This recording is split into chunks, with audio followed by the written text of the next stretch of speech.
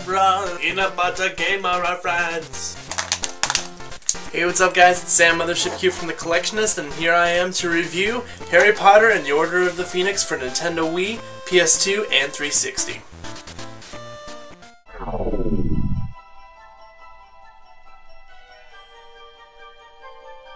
Harry Potter and the Order of the Phoenix is a movie tie-in game based around the 5th installment of the Harry Potter series of the same name, which is based on the novel, also of the same name, by J.K. Rowling. This game was released in June of 2007 to coincide with the release of the movie in theaters. The game follows Harry Potter during his 5th year of Hogwarts School of Witchcraft and Wizardry, as he begins the fight against Voldemort by training his fellow students in defense against the dark arts. Along the way, he finds himself foiled by Professor Umbridge, a woman sent by the Ministry of Magic to teach students not to use magic in the same context. The story follows very strongly to the book and the movie, so it is recommended you attend either before playing this game.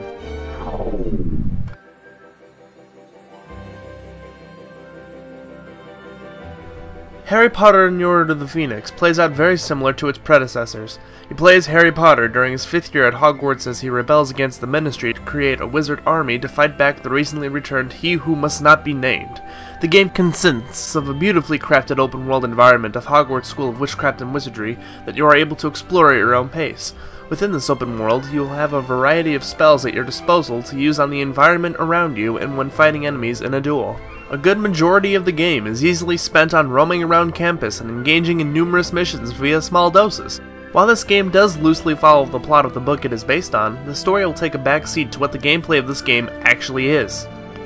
For about 80% of the game, you will spend your time tracking down members of Dumbledore's army to tell them to come to the first Dumbledore's army meeting, at least for the first half of the game anyway. The second half of the game consists of tracking down the exact same list of students again, just so you could support them in their fight to rebel against Professor Umbridge. Each of the students in both cases will have a remedial, yet monotonous task that will let you practice your magic or exploration skills. Some will have you retrieve an item for them in the immediate area, others will have you roaming around the entire school trying to locate something as insignificant as, for instance, 5 specific gargoyles that know how to talk. Tasks like these can take forever as they involve hunting on your own time without a waypoint of any kind. Some of the students request you do flat out nothing, thankfully, and they just say, "Great, I'll see you at the meeting." Though for some rhyme or reason, some just insist you help them with their homework before they assist you in your plan to save the world. This creates a feeling of inconsistency and can really throw off the main point of what the gameplay is centered around. Gameplay like this could be considered pretty good because variety is present, but in this case the tedious fetch quests does nothing more but to pad the game length, and this could be detrimental for some. Aside from the main story missions, there exist side missions that involve helping teachers or completing homework assignments. Aside from missions as a whole, there are mini-games such as marbles or chess which are actually pretty fun and offer a different experience. Then there is always the opportunity to challenge Slytherins to duels at your leisure, which can be a good way to practice different strategies. The last component of gameplay lies in the occlumency lessons with Snape, which can be a slight pain in the ass depending on which version you're playing in terms of controls, but thankfully the lessons don't show up frequently enough to annoy the player.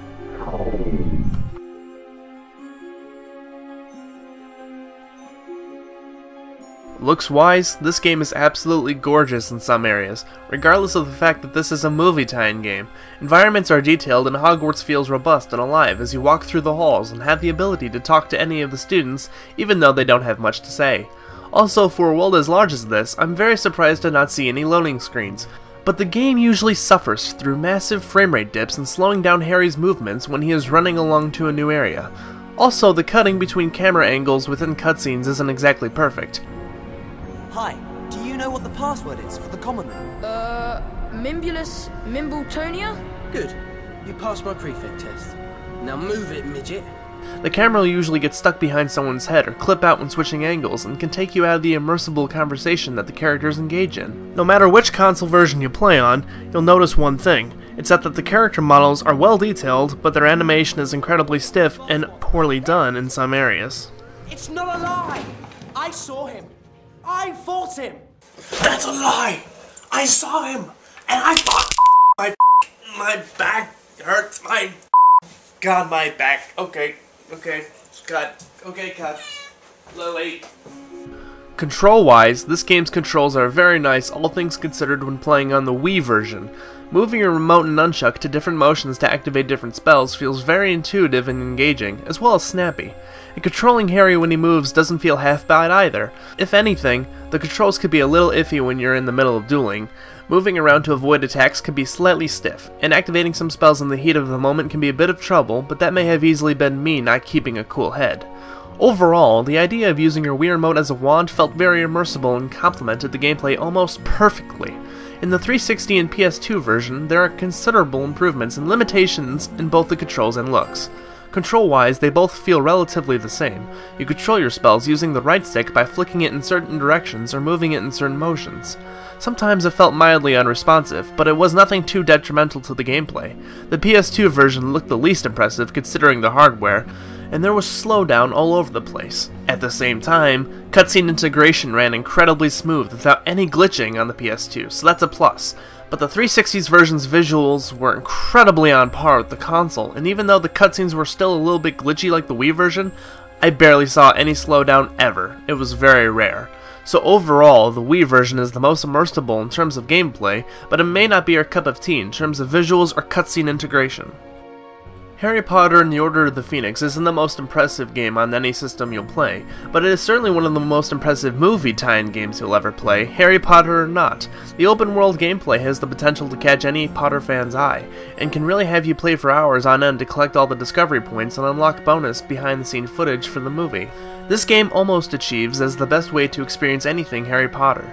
This game isn't exactly the longest, but it is certainly something I keep coming back to thanks to its fun controls, great music, and awesome Hogwarts environment.